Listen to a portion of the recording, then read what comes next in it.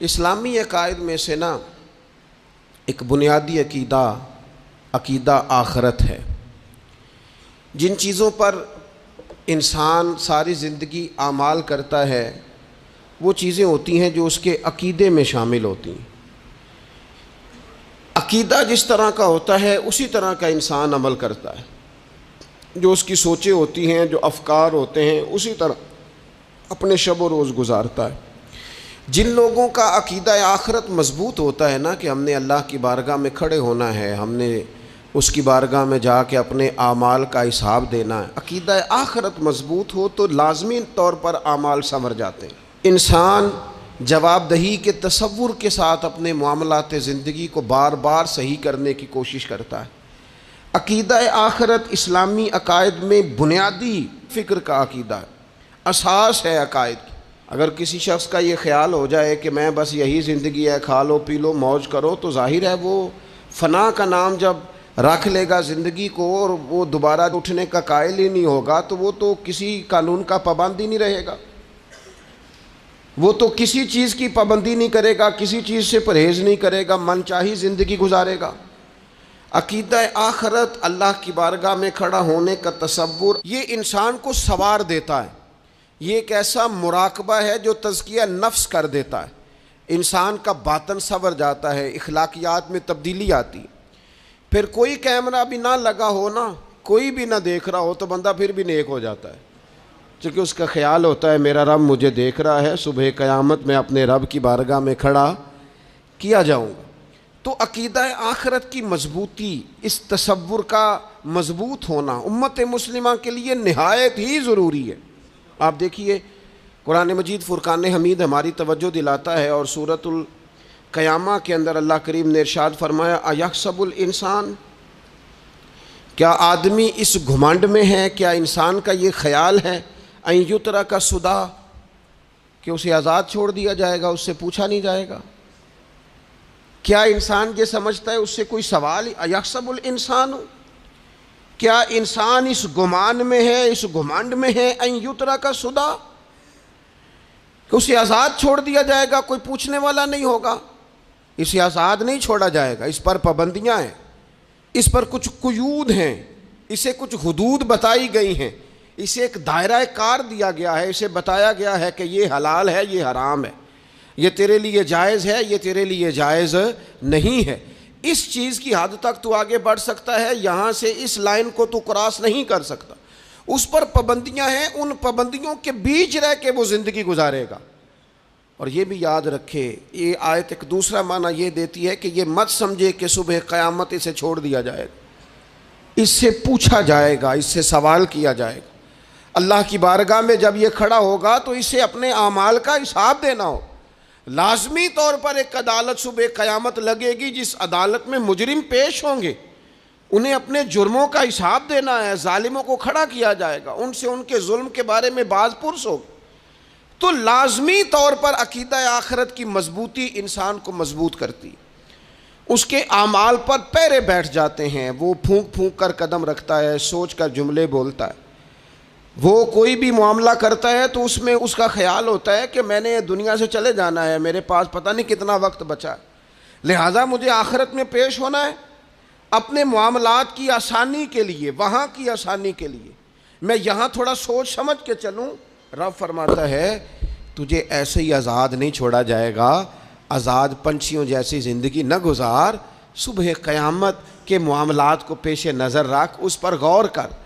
یہ تصور گھر کے باہر بھی پورا مضبوط ہونا چاہیے اور گھر کے اندر بھی پورا مضبوط ہونا چاہیے۔ انسان اپنے مالک سے ڈرے اور قیامت کے دن اس کی بارگاہ میں حاضری کا یقین رکھے، اور وہ یاد رکھے کہ یہاں جو کچھ، وہ دیکھے نا بچوں کو استاد پڑھاتا ہے، محنت کراتا ہے، اگر بچے نہیں پڑھتے تو ڈانٹتا بھی ہے، سمجھاتا بھی ہے، قائل بھی کرتا ہے، اور جب وہ آخری بات کرتا ہے تو پھر وہ پتہ کیا کہتا ہے؟ چلو ٹھیک ہے، اگر نہ پڑھو گے تو امتحان تو آنا ہی ہے نا، رزلٹ تو آنا ہے، پیپر میں بیٹھو گے نہیں آئے گا، فیل ہو جاؤ گے۔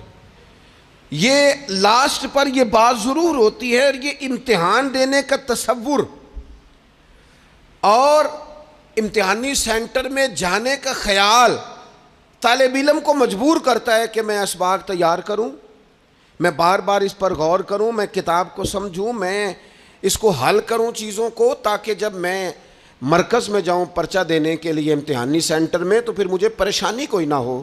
بس سمجھانے کے لیے بات عرض ہے کہ یہاں لوگوں کو بتایا جاتا ہے، قائل کیا جاتا ہے یہ حلال ہے، یہ حرام ہے، یہ تیرے لیے ٹھیک نہیں ہے، یہ تیری حدود ہیں، یہ تیرے قیود ہیں، یہ تیرا دائرہ کار ہے۔ لیکن اگر پھر بھی کوئی بندہ باز نہ آئے، پھر بھی کوئی شخص باز نہ آئے، تو پھر اس کو کہا جائے گا صبح قیامت اللہ خود حساب لے لے گا، پھر تجھے مالک اپنے سامنے کھڑا کرے گا، ثم لتسألن یومئذ عن النعیم، پھر وہ تجھ سے ایک ایک نعمت کے بارے میں سوال کر لے گا، پھر تجھے جواب دینا ہوگا۔ تو اس تصور کو اپنی زندگی میں لاگو کریں کہ ہم نے مرنا ہے، اللہ کی بارگاہ میں جان، اس تصور کو پوری طور پر طاری کریں اپنے ذہنوں میں۔ یہ جو رسمی سی بات ہے نا، پتہ نہیں کب چلے جانا ہے، جو جانے والے ہوتے ہیں ان کی کوئی تیاری بھی ہوتی ہے، جن کو پتہ ہوتا ہے نا وہ رمضان المبارک میں نا کئی دفعہ ایسا ہوتا ہے کہ ٹکٹیں نہیں مل رہی ہوتی ہیں اور عمرے کے ویزے لگ چکے ہوتے ہیں، تو ایجنٹ کہہ دیتے ہیں جانے والوں کو کہ تیاری رکھنا، کسی وقت بھی میرا فون آ جائے گا۔ تو لوگوں نے بیگ باندھ لیے ہوتے ہیں، سامان تیار کر لیا ہوتا ہے، سارے انتظامات کر کے رکھے، کیوں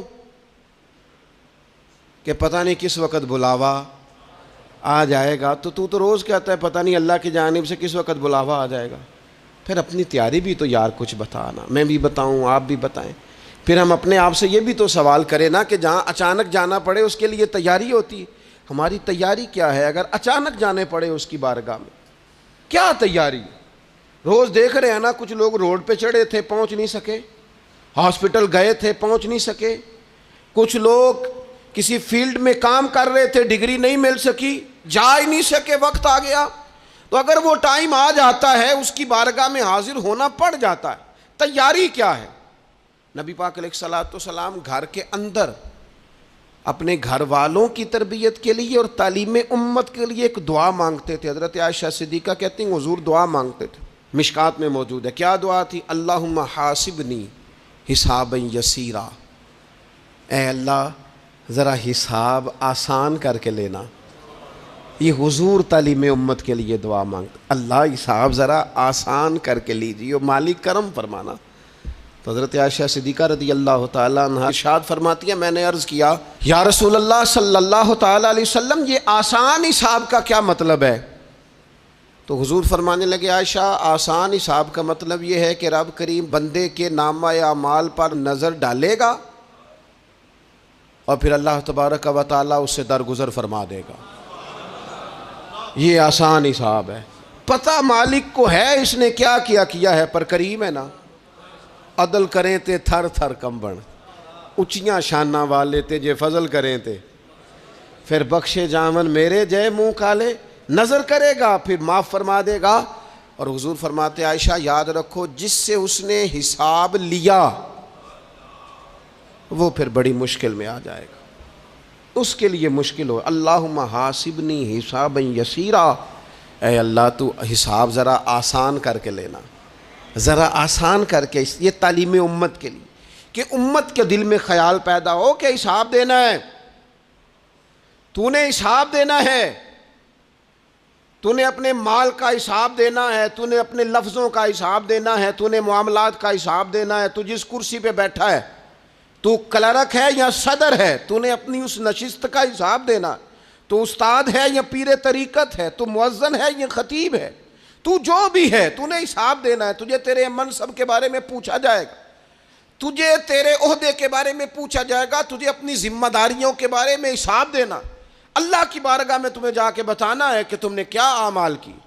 اس تصور کو پکا کریں اپنی۔ یہ تصور کتنا کو پکا ہونا چاہیے، دنیا کیا ہے اور آخرت کیا ہے۔ ہمارے ہاں لوگوں نے بہت بڑا لمبا چوڑا دنیا کا تصور بنا لیا، کار جہاں دراز ہے، لمبا تصور، دنیا داری کے لیے لمبی منصوبہ بندی، دور دور تک میں نے یہ کرنا ہے، پھر میں نے یہ کرنا ہے، پھر اس کے بعد انشاءاللہ یہ کر دینا۔ یہ تو آپ نے 300 سال کی پلاننگ بتا دی ہے، یہ تو 300 سال کی پلاننگ بتائی۔ کیا بتائیں تجھے اے باپ، کیا کار ہائے نمایاں کر گئے BA کیا, نوکر ہوئے, پینشن ملی, پھر مر گئے. زندگی تو اتنی سی ہے, اتنی لمبی منصوبہ بندی, اس میں آخرت کہاں ہے؟ اس میں اگر کسی مقام پر رب کی بارگاہ میں حاضر ہونا ہے تو وہ کہاں ہے؟ جو مرنے والے لوگ ہوتے ہیں ان کا تو جینا کچھ اور طرح کا ہوتا ہے, جن کو جانا ہوتا ہے ان کا رہنا تو کچھ اور طرح کا ہوتا ہے, جن کو کسی جگہ منتقل ہونا ہوتا ہے, جو عارضی مکانوں میں رہتے ہیں ان کا رہن سہن تو ذرا اور طرح کا ہوتا ہے. لیکن جو ہمارا انداز ہے, جو ہمارا رہن سہن ہے, جو ہمارا طریقہ کار ہے, وہ تو مستقل رہنے کا ہے. وہ تو لگتا ہے کہ کبھی چھوڑنے والے نہیں ہیں. اس میں تو کوئی ایسی چیز نظر نہیں آتی کہ جس میں ہم محسوس کریں کہ ہم نے چھوڑ کے جانا ہے. لیکن نبی پاک علیہ السلام نے جس دنیا کو ہم بہت بڑی دنیا سمجھتے ہیں, حضور نے اس کی مثال کیا دی؟ صحیح مسلم کی حدیث ہے. دیکھیں کتنا کھول کر اور کتنا آسان کر کے رسول پاک ہمیں بات سمجھاتے ہیں. دنیا کیا ہے, آخرت کیا ہے, یہ والی زندگی کیا ہے, آخرت کی زندگی کیا, بالکل کھول کر واضح کر کے نبی پاک علیہ الصلوۃ والسلام فرمانے لگے دنیا اور آخرت کی مثال اس طرح ہے جس طرح دریا بہہ رہا ہو اور کوئی آدمی اس میں انگلی ڈبوئے, جتنا پانی اس کی انگلی کو لگ گیا یہ دنیا ہے, اور جو باقی ٹھاٹھے مارتا دریا پیچھے ہے, سمندر پیچھے ہے, وہ سارا آخرت ہے. یہ اتنی سی دنیا ہے, یہ صحیح مسلم میں موجود ہے. اتنی سی دنیا کے لیے اتنے پاپڑ بیلنا, اتنی سی دنیا کے لیے اتنے ظلم کرنا, اتنی سی دنیا کے لیے اتنے حق ضائع کرنا, اتنی سی دنیا کے لیے اتنے لوگوں کے دل توڑنا, اتنے حقوق پہ ڈھاکہ ڈالنا, اتنا جبر کرنا, لوگوں کا مال کھانا, لوگوں کو تکلیف دینا, عزتیں اچھالنا, اتنی سی دنیا کے لیے. حضور فرمانے لگے اتنی سی ہے یہ دنیا, جتنا انگلی کو پانی لگ گیا ہے وہ جنت, جو نری جنت نہیں, خدا کا فضل ہے, جو اللہ کی عطا ہے اپنے بندوں کے لیے. میرے کریم فرمانے لگے اس جنت میں وہ نعمتیں ہیں نہ کسی آنکھ نے دیکھی, نہ کسی کان نے سنی, نہ تمہارے دل پر کبھی خیال ہی گزرا ہوگا کہ ہمارا رب ہمیں یہ عطا فرمانے والا ہے. تھوڑا سا نا 24 گھنٹوں میں کچھ ٹائم اپنی آخرت کے لیے, اپنے سارے معاملات کو مرتب کرتے ہوئے کچھ زندگی کے کام اپنی آخرت کے لیے. آپ یقین کریں بچوں سے لے کر بڑوں تک, ان پڑھ سے لے کر پڑھے لکھے تک, ہم نے جس کو اپنے مزاج کے مطابق کم فہم سمجھا اس سے لے کر دانشور تک دوڑ لگ گئی دنیا جمع کرنے کی. وہ ایک سوچ حضرت سلطان باہو رحمۃ اللہ علیہ فرمانے لگے, ہزاروں لوگ ان کی خدمت میں آیا کرتے تھے تو کہتے ہیں رب دا طالب کوئی نہیں ملیا, اتے جو ملیا ہے طالب زردہ ہو. یہ تو دعا کرانے آئے ہیں کہ میرا کاروبار نہیں چلتا, یہ تو دعا کرانے آئے ہیں کہ جناب وہ میرا جو ہے وہ فلانا کیس سلجھ گیا. رب دا طالب کوئی نہ ملے. کوئی ایسا تو آتا جو کہتا میری اس سے ملاقات کرا دے, کوئی طریقہ بتائے مالک معرفت کیسے دیتا ہے. کوئی تو ایسا آتا جو کہتا کہ آؤ نہ کچھ باتیں درد کی کریں, کچھ عشق رسول کی تم کرو, کچھ محبت مصطفیٰ کی میں کروں. کچھ ایسے آتے جو کہتے آؤ نہ کوئی ذکر چھیڑے صدیق اکبر کا, کوئی بات کریں سیدنا فاروق اعظم کی, کچھ تذکرے ہو جائیں عثمان غنی کے, تھوڑی دیر ہو نہ جائے مولا علی کا تذکرہ. کچھ لوگ ہوتے نا ایسے جو اس طرح کے ہوتے, لیکن وہ ہر وقت دنیا داری, ہر وقت. اچھا کہیں اکتاتے بھی ہیں نا, تھک گئے کاروبار کر کر کے, کہیں اکتاتے بھی ہیں تو کرتے کیا ہیں, سیر کرنے چلے جاتے ہیں. میں جی بور ہو گیا ہوں کام کرتے کرتے, چلو میں اب ٹھنڈے علاقے میں چلتا ہوں. کبھی تو ایسا ہونا تو کہے میں نے بچوں کو بھی وقت دیا ہے, دوستوں کو بھی دیا ہے, یاروں کو بھی دیا ہے, صحت کو بھی دیا ہے, میں نے ٹائم اپنے شوق کو بھی دیا ہے, اب میں کسی کو ٹائم نہیں دوں گا, یہ چند گھنٹے میں صرف رب رسول کی بارگاہ میں حاضری دوں گا. تو ذرا جم کے قرآن پاک پڑھے, تو ذرا ذوق سے درود پاک پڑھے, تو ذرا شوق سے میرے محبوب کی نعت سنے, تو سارا زمانہ بھول جائے اور تو رج رج کے دعا مانگے اپنے رب کی بارگاہ میں, اپنی پریشانیاں عرض کرے, اپنے اندر کی کیفیت بیان کرے. دل جو سخت ہو گیا ہے, ذہن جو سخت ہو گیا ہے, جو طبیعت میں وہ نورانیت نہیں آ رہی, اس کی تو بات کرے. تو اپنے رب کی بارگاہ میں معافی کا سوال کرے، تو اس سے قیامت کے دن درگزر کرنے کے لیے عرض کرے، کچھ تو ایسا ٹائم نکلے۔ لیکن دوستو، ہم تو بالکل الجھتے ہی جا رہے ہیں۔ وہ معاملات زندگی ہیں کہ ختم ہی نہیں ہو رہے، شوق ہیں کہ ختم ہی نہیں ہو رہے، باتیں ہیں کہ بڑھتی چلی جا رہی ہیں۔ دور گزر گیا جب لوگ کہتے تھے کہ کوئی درود پاک بتائیں جس سے سرکار راضی ہو۔ ایک کی مسئلہ ہے، کام نہیں چلتا۔ ایک صاحب آئے، کام نہیں چلتا۔ میں نے کہا سورہ واقعہ پڑھا کریں۔ کہتے ہیں حضرت میں بڑی دیر سے پڑھ رہا ہوں۔ میں نے کہا چلیں کچھ صدقات دے کے دیکھ لیں۔ کہنے لگے بڑی دیر سے دے رہا ہوں۔ میں نے انہیں ایک اور وظیفہ بتایا، کہنے لگے یہ بھی مجھے کسی نے بتایا تھا، بڑی دیر سے کر رہا ہوں۔ تو میں نے انہیں کہا پھر میری ایک ناقص رائے یہ ہے کہ سارا کچھ کرنے کے بعد اگر ابھی تک پھر بھی آپ سمجھ رہے ہیں نا آپ کی مرضی کے مطابق آپ پر دروازے نہیں کھل رہے، پھر آپ صبر کریں۔ جو میرا رب چاہتا ہے اس پہ راضی رہ کے دیکھیں، پھر ذرا راضی رہ کے دیکھیں، پھر دیکھیں کہ مالک کا فیصلہ کیا ہے۔ وہ آپ کے حق میں کوئی رحمت والا فیصلہ ہی فرمائے گا، پھر ذرا انتظار کر کے دیکھیں، پھر ذرا صبر کر کے دیکھیں۔ پھر وہ کہتا وَبَشِّرِ الصَّابِرِينَ، محبوب یہ جنہوں نے صبر کیا ہے انہیں میری رحمت کی خوشخبری سنا دو۔ پھر وہ کہتا ہے باقیوں کے پاس مال ہوگا، دولت ہوگی، اقتدار ہوگا، بڑا کچھ ہوگا، ان اللہ مع الصابرین، صبر کرنے والوں کے ساتھ رب کریم ہوگا۔ پھر ذرا ٹھہر ہی جائیں، پھر تھوڑا حوصلہ ہی کر لیں، پھر اس کے فیصلے کا ذرا انتظار کر کے دیکھیں۔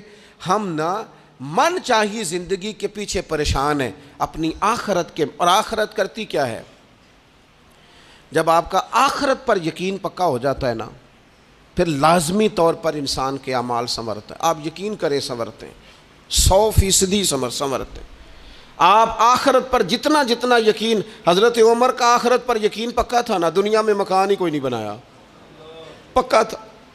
سیدنا مولا علی شیر خدا امیر المومنین بھی ہو گئے تو طامت پھر بھی پھٹی ہوئی تھی، پکا یقین تھا نا کہ اللہ نے ہمارے لیے آگے بڑی نعمتیں تیار کی ہوئی ہیں۔ حضور نے آ کے فرمایا تھا نا کہ عمر میں تیرا گھر دیکھ آیا ہوں جنت میں، یقین پکا تھا نا بڑا کچھ ملنے والا ہے۔ تو جن لوگوں کا پکا ہونا کہ میرا دیس میں گھر ہے، وہ پردیس میں بلڈنگیں نہیں بنایا کرتے، ان کو پتا تھا کہ ہمارے دیس میں گھر بنے ہوئے ہیں، لہٰذا یہاں وہ کسی پریشانی کا شکار۔ اور دوسرا، جب بندے کا آخرت پر یقین پکا ہو جاتا ہے نا، ایک بات آپ نے ضرور ذہن میں رکھنی ہے۔ ہمارے محدثین نے لکھا ہے جس بندے کا صرف دنیا داری میں جینے کا مزاج ہو جاتا ہے نا، وہ بزدل ہو جاتا ہے، اور جس کا خیال ہوتا ہے نا زندگی عارضی ہے، صبح قیامت دوبارہ اٹھوں گا، وہ بندہ بہادر ہو جاتا ہے۔ جس کا خیال ہے نا یہی کچھ ہے، کھا لو پی لو بس، یہ زندگی ختم ہو گئی تو ختم ہو گئی، مر گئے تو مر گئے، ختم ہو گئے، فنا ہو گئے، ان لوگوں کا مزاج بزدلانہ ہو جاتا ہے، جرت مند نہیں رہتے۔ اور جن کا یہ خیال ہوتا ہے نا مرنے کے بعد بھی اٹھنا ہے، ایک نئی زندگی اللہ عطا کرے گا، وہ لوگ پھر موت سے گھبراتے نہیں، انہیں مرنے سے ڈر نہیں لگتا۔ پھر موت کا لفظ کوئی بندہ سنا کہ انہیں بلیک میل نہیں کر سکتا، وہ بندے طاقتور ہو جاتے ہیں، باہمت ہو جاتے ہیں۔ حضرت جابر بن عبداللہ فرماتے ہیں، بخاری میں حدیث ہے، فرماتے ہیں ایک احد والے دن ایک صحابی کھجور کھا رہے تھے، تو کھجور کھاتے کھاتے انہوں نے نبی پاک صلی اللہ تعالیٰ علیہ وسلم کی خدمت میں عرض کی، حضور اگر میں آج شہید ہو جاؤں تو کہاں جاؤں گا؟ تو محبوب فرمانے لگے میرا رب اپنے فضل سے تجھے جنت عطا کرے گا۔ حضرت جابر ابن عبداللہ رضی اللہ تعالیٰ عنہ فرماتے ہیں اس بندے نے کیا کیا، اس نے نا کھجور جتنی کھا لی تھی کھا لی، باقی نکال دی منہ سے، تلوار لی، میدان میں گئے، شہید ہو گئے۔ سبق ہمیں کیا دیا؟ کہنے لگے جب مرتے ہی اللہ تعالیٰ جنت عطا کرے گا، پھر کھجور کھاتے کھاتے رہنے والی دیر بھی کیوں کرنی ہے؟ پھر چھوڑو، جنت میں جا کے اللہ کے دیے ہوئے انعام کھائیں گے۔ کھجور کھانے کی بھی دیر برداشت نہیں کی۔ یہ آخرت کا اجر، آخرت میں رب کی بارگاہ میں کھڑے ہونے کا تصور بندے کو طاقتور کر دیتا۔ وہ بزدل، اقبال کیا کہتے ہیں؟ اقبال کہتے ہیں موت کو سمجھے ہیں غافل اختتام میں زندگی، یہ ہے شام میں زندگی، پھر صبح دوام میں زندگی۔ اور حضرت بلے شاہ بھی بول پڑے، وہ کہنے لگے عرش فرشتے بانگاں ملیاں مکے پہ گیا شور، بلے شاہ آسان نہیں مرنا، یہ تے مر گیا ہی کوئی اور، یہ تو کسی اور۔ پھر ایک اور درویش بولے، وہ کہنے لگے وارث شاہ او کدو مر دے، وارث شاہ او کدو مردے جنہ کیتیاں نیک کمائیاں نے، وہ تو اللہ کی بارگاہ میں انعام پاتے ہیں. ایک پل ہے موت، اس پل سے گزرتے ہیں، پھر رب کا فضل انہیں ملتا ہے.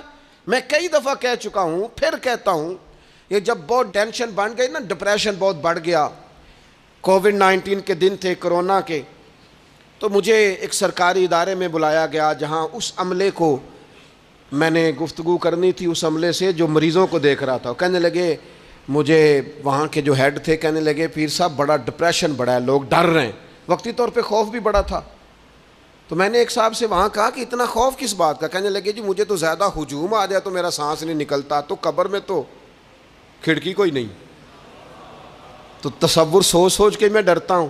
تو میں نے کہا ڈاکٹر صاحب، ماں کے پیٹ میں جو رب آکسیجن دیتا ہے وہ قبر میں بھی دے گا. تو انہوں نے آپ کی طرح سبحان اللہ نہیں کی، کیونکہ وہ ڈاکٹر صاحب تھے نا.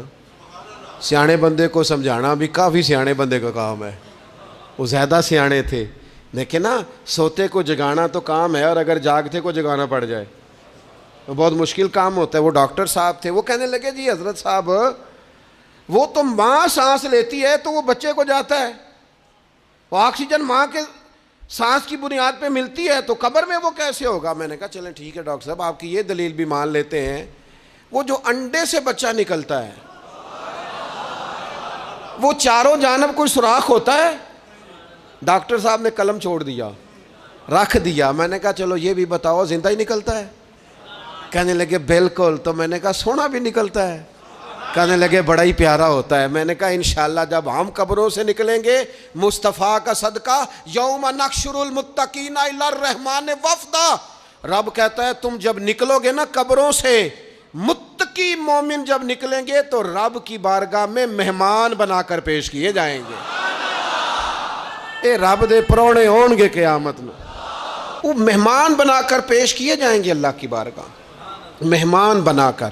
دوستو، قبر صرف دوزخ کا گڑھا نہیں ہے، دوزخ کا گڑھا بھی، لیکن اس کے لیے جس نے دنیا میں رہ کے صرف دنیا کٹھی کی، آخرت کے لیے جمع کچھ نہیں کیا، اور جس نے یہاں رہ کے وہاں کے لیے کوشش کی، صبح سے شام تک ڈرا کہیں میرا رب ناراض نہ ہو جائے، کہیں حضور کی بتائی ہوئی حدیں معاذ اللہ مجھ سے کراس نہ ہو جائے. جس نے محتاج زندگی گزاری، اس کی قبر گڑھا نہیں، کھڈا نہیں، بلکہ حضور فرماتے ہیں روضۃ من ریاض الجنہ، اس کی قبر تو باغ ہے، باغ. ایک منٹ کے لیے صرف سوچنا، بندہ فوت اور سیدھا اسے باغ میں چھوڑا ہے کوئی، باغ ہے قبر، باغ. اور باغ بھی معمولی نہیں، معمولی کیاری نہیں، روضۃ من ریاض الجنہ، جنت کے باغوں میں سے باغ. اور باغ اتنا سونا ہے جس میں آنکھ کھلے گی تو پہلی زیارت ہی مدینے والے رسول کی نصیب ہوگی. تو خوف آتا ہے وہاں جاتے ہوئے. پہلے بھی میں نے کہا تھا، پھر کہتا ہوں، وہ مرحوم آسی نے کہا تھا آج پھولے نہ سمائیں گے کفن میں آسی، او قبر کی رات ہے ان سے ملاقات کی رات. آج تو ملاقات. تو یہ جو عقیدہ آخرت ہے یہ انسان کو بزدل نہیں کرتا، بہادر کر دیتا ہے. جو لوگ عقیدہ آخرت نہیں رکھتے بزدل ہو جاتے ہیں، اور لازمی طور پر بزدل ہو جاتے ہیں. اسی طرح یہ جو عقیدہ آخرت ہے یہ صبر و تحمل پیدا کرتا ہے، انسانی زندگی میں ٹھہراؤ پیدا کرتا ہے. انسان محسوس کرتا ہے کہ کل دنیا یہ نہیں، آگے بھی اللہ بڑا کچھ عطا فرمانے والا ہے. اس کے مزاج کے اندر تحمل، بردباری، سکون رہتا ہے. یعنی نہیں بھی اگر کسی مظلوم کو انصاف مل سکا دنیا میں تو وہ پھر بھی بے صبرا نہیں ہوتا، وہ ٹھہراؤ کا شکار ہے. اسے پتہ ہے قیامت کے دن بھی ایک عدالت لگے گی، اللہ کی بارگاہ میں جانا ہے. نبی پاک علیہ الصلوۃ والسلام نے فرمایا اگر سینگوں والی بکری نے بغیر سینگوں والی بکری کو تکلیف دی ہوگی تو قیامت کے دن اسے بھی بدلہ دینا پڑے گا. تو یہ تحمل پیدا کرتا ہے، انسان کو ایک حوصلہ ہوتا ہے کہ ساری عدالتیں یہاں نہیں، قیامت میں بھی لگنی. جب انسان عقیدہ آخرت رکھتا ہے نا تو پھر اس کے لیے نا رب کے رستے میں خیرات کرنا بڑا آسان ہو جاتا ہے. پھر نہ وہ محسوس کرتا ہے کہ میں نے سارا کچھ یہاں کے لیے جمع نہیں کرنا، کچھ میں نے وہاں کے لیے بھی جمع کرنا ہے. وہ پھر اپنی آخرت کے لیے کچھ نہ ایک بینک آخرت کا بھی بنا لیتا ہے، اس میں بھی کچھ نہ کچھ جمع کراتا رہتا ہے. اسے پتہ ہوتا ہے کہ میں نے اللہ کی بارگاہ میں حاضر ہونا ہے، وہاں کی بھی کچھ نہ کچھ تیاری. نبی پاک صلی اللہ تعالیٰ علیہ وسلم نے بکرا بھیجا گھر میں ذبح کرنے کے لیے، تو سرکار تشریف لائے سر شام، تو فرمایا کیا بنا؟ عرض کی یا رسول اللہ صلی اللہ تعالیٰ علیہ وسلم سارا بانٹ دیا ہے، محلے داروں میں، رشتہ داروں میں، غریبوں میں سارا بانٹ دیا، بکرے کی ایک دستی صرف بچی ہے، آپ کے لیے رکھی ہے۔ تو حضور نے توجہ کیا دلائی، محبوب نے کس طرف رخ کیا؟ حضور فرمانے لگے اپنے اہل خانہ سے، ازواج مطہرات سے، کریم فرمانے لگے عائشہ وہ جو تم نے بانٹ دیا ہے نا وہ سارا ہی بچ گیا ہے، وہ سارا ذخیرہ ہو گیا، وہ جمع ہو گیا ہے آخرت کے لیے، وہ ہمارے پاس بچ گیا ہے۔ یہ جو تم سمجھتے ہو نا یہ بچا کے رکھا ہے، یہ تو ہم استعمال کر لیں گے، وہ ہم نے سیو کر لیا ہے، وہ بچ گیا ہے۔ حضرت ابو ذر غفاری رضی اللہ تعالیٰ عنہ اپنے خادم سے کہنے لگے کہ مجھے پتہ چلا ہے یہاں فلاں جگہ کچھ غریب لوگ آئے ہیں، تو اس طرح کرنا، جو اچھا اونٹ ہے نا میرے اونٹوں میں سے، اچھا اونٹ وہ ذبح کر کے نا تو ان سارے گھروں میں تقسیم کر دو، جتنا گوشت وہاں بھیجو گے اتنا ہی میرے گھر میں بھی بھیج دینا۔ آپ کا وہ خادم کہتا ہے میں نے اپنی سمجھ کے مطابق اچھا اونٹ ذبح کر کے گوشت بنا کے میں نے بانٹا، اور میں نے اس طرح کیا کہ وہ حضرت ابو ذر غفاری کے گھر بھی اتنا ہی گوشت بھیجا جتنا تمام غربا کے ہاں میں نے بانٹا تھا۔ شام کو جناب ابو ذر غفاری اپنے اونٹوں کے باڑے میں آئے جہاں باندھا کرتے تھے اپنی حویلی میں، تو آ کے دیکھا کہ وہ سرخ بہترین اونٹ جو سب سے بہترین تھا وہ تو کھڑا ہے۔ تو آپ اپنے خادم سے کہنے لگے میں نے تمہیں کہا تھا جو سب سے اچھا ہے اس کو ذبح کرنا، تو وہ کہنے لگا حضور وہ باقیوں میں سے سب سے اچھا تھا، اس سے ہی تھوڑا سا کمزور تھا، اور یہ تو آپ کی سواری کے لیے ہے نا، یہ تو آپ کے کام آتا ہے، اس پہ تو آپ سفر کرتے ہیں، اس لیے میں نے اسے چھوڑ دیا، اور اس کے بعد جو سب سے اچھا تھا وہ میں نے ذبح کر دیا۔ تو حضرت ابو ذر غفاری فرمانے لگے تو شاید سمجھا نہیں، میں اسے بھی سواری کے لیے رکھنا چاہتا تھا پر اپنی آخرت کی سواری کے لیے، میرا دل تھا وہ جو آخرت میں سفر کرنا ہے نا، دشوار گزار گھاٹیاں ہیں، ان گھاٹیوں کے لیے وہ اونٹ میرے کام آ جائے گا، لہذا میں نے تجھے کہا تھا جو سب سے بہتر ہو وہ دے دینا تاکہ ذرا میری آخرت کی سواری بن جائے، تاکہ میں ذخیرہ کر لوں۔ بڑا دیا بال بچوں کو، بڑا دیا بہن بھائیوں کو، بڑا دیا دوست احباب کو، بڑے قرضے دیے ادھر ادھر، لیکن ساری زندگی دیے، ایک موقع پر صرف آپ نے کسی کو انکار کیا نہ، ایک موقع پر، تو وہ پچھلے جو 99 دفعہ آپ نے دیا ہوتا ہے وہ اس کا بھی منکر ہو جاتا ہے، وہ کہتا ہے تو نے کدی کام تے کام ہی نہیں آیا، وہ تو نے تو میری امید ہی توڑ دی، وہ سارے شکوے ساری زندگی کہاں خرچ کر دی بلا، کس مقام پر۔ اور یہاں حال یہ ہے کہ حضور فرماتے ہیں جب تو صدقہ دیتا ہے تو رب اسے اپنے دستے قدرت میں لیتا ہے، اور اس طرح تمہارے صدقے کو پالتا ہے جس طرح تم اپنے گھر میں بچھڑا نہیں پالتے، اس طرح صبح قیامت تمہیں وہ نتیجے کے طور پر پلا ہوا صدقہ ملے گا۔ ہم اپنی آخرت کو چونکہ اس لیول پر یقین نہیں لاتے الا ماشاءاللہ، لہٰذا اس کی تیاری کے لیے ذخیرہ نہیں کرتے، اپنی آخرت کی تیاری کے لیے ذخیرہ کریں اور کوشش کریں کہ اور یہ عقیدہ اپنی اولادوں میں، اپنے متعلقین میں، اپنے احباب میں اس کو راسخ کریں، کوئی نہ کوئی بات عقیدہ آخرت کی، قیامت کی ضرور اس کا تذکرہ کریں، ان باتوں کو اپنی زندگی کا حصہ بنائیں۔ اگر عقیدہ آخرت نہ ہو تو دنیا کی ساری چیزیں ویسے ہی لوگوں کو عجیب لگنے لگ جائیں، اگر کوئی قیامت ہی قائم نہ ہو تو مظلوم رہ گیا، ظالم نے تو پھر ظلم ہی کمایا، وہ تو پھر دندناتا پھرے گا۔ تو رب کہتا ہے اَيَحْسَبُ الْإِنسَانُ أَن يُتْرَكَ سُدًى، کیا انسان سمجھتا ہے کہ اسے یوں ہی چھوڑ دیا جائے گا، کوئی اسے آزاد ہی چھوڑ دیا جائے گا، کچھ پوچھا ہی نہیں جائے گا؟ صبح قیامت سوال ہوں گے، رب کی بارگاہ میں حاضری ہوگی، اللہ کے حضور سوالات کے جواب دینے ہوں گے، لہٰذا اپنی زندگی کے اعمال کو مرتب کرتے وقت، کوئی بھی کام کرتے وقت ایک تصور ضرور ذہن میں رکھیں کہ مجھے صبح قیامت اس کا حساب دینا ہے۔ یہ جو جواب دہی کا تصور ہوتا ہے یہ انسان پر پہرے دار ہوتا ہے، یہ اس کو مضبوط کرتا ہے، اس کی عقیدے کی بنیادیں اس کے عمل کو طاقتور کر دیتی ہیں۔ لہٰذا عقیدہ آخرت اپنے بچوں میں، آنے والی نسلوں میں، آپ دیکھیں حضور نے یہ عقیدہ آخرت مضبوط کر دیا تھا نا، تو پھر سیدہ فاطمہ الزہرا نے کچے مکان میں ساری زندگی گزار دی، پھر محبوب پاک نے دیکھا کہ وہ اونٹ کے بالوں کی بنی ہوئی چادر اوڑھ کے چکی پیس رہی ہیں، تو محبوب نے یہ نہیں فرمایا کہ اللہ آسانی کر دے گا، اچھا وقت آ جائے گا تو فکر نہ کرنا یہ مشکل، نہ محبوب کریم نے فرمایا فاطمہ دنیا میں تھوڑی مشقت برداشت کرو، اللہ آخرت کی ساری سعادتیں آپ کو ہی عطا فرمائے گا۔ گویا کریم نے فرمایا آپ کو یوں ہی زندگی گزارنی ہے، یہی طرز رکھنی ہے، اسی طرح ہی آپ کو وقت گزارنا ہے۔ جو آرام کا وقت ہے وہ اللہ تعالیٰ جنت میں عطا کرے گا۔ عقیدہ آخرت کی مضبوطی تھوڑا سا، ہمارے ایک بڑے قریبی دوست تھے، بڑا میرا ان سے پیار تھا، 34.5 سال عمر، خود ہارٹ اسپیشلسٹ ڈاکٹر، لیکن یہ پچھلے ہفتے وہ مریضوں کو چیک کر کے نیچے آ کے دفتر میں بیٹھے ہیں۔ ایک تو لوگ کہتے ہیں نا ہسپتال پہنچ جاتا تو شاید بچ جاتا، تو ہاسپٹل کے اندر ہی تھے، اور ابھی چڑھتی جوانی، 34-35 سال عمر۔ لیکن کمال یہ تھا کہ میرے جیسے کئی لوگوں نے بھی آنسو اس لیے بہائے کہ اتنی چڑھتی جوانی میں اتنے خوبصورت ماحول کے اندر بھی انہوں نے مزاج خیر خواہی کا بنایا ہوا تھا، ہر شخص سے حسن کلام اور رب رسول کی طرف اپنا لگاؤ، نماز کی پابندی، جب بھی حال پوچھنا تو کہتے تھے اللہ اور اس کے رسول کا فضل ہے۔ تو اپنی زندگی میں جن لوگوں کا تصور آخرت مضبوط ہو جاتا ہے وہ کئی دفعہ جلدی بھی سمٹ کر چلے جائیں تو ان کے حق میں رحمت والے فیصلے ہوتے ہیں۔ اللہ تعالی ہمیں سمجھنے کی توفیق عطا کرے۔